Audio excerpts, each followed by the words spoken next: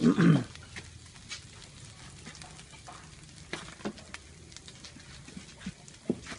ี๋ยวนี้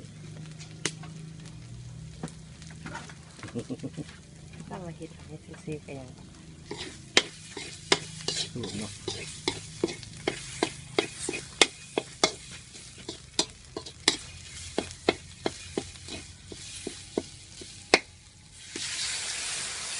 หมูบด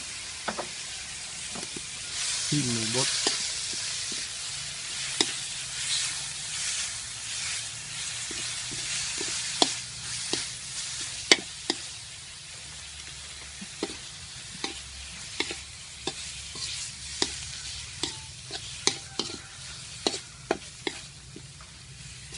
ที่หมูบด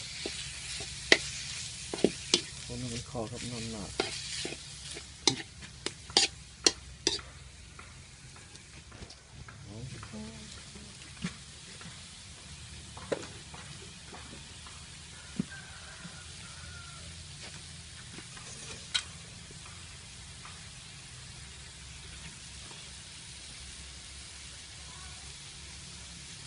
แล้วก็เอาน้ำใส่มามัน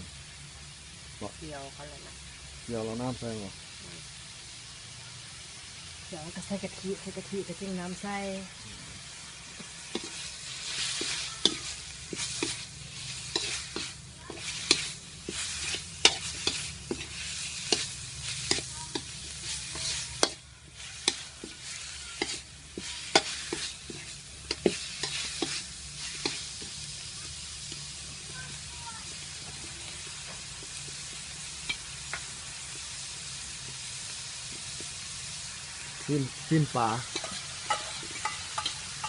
จิ้มปลาใส่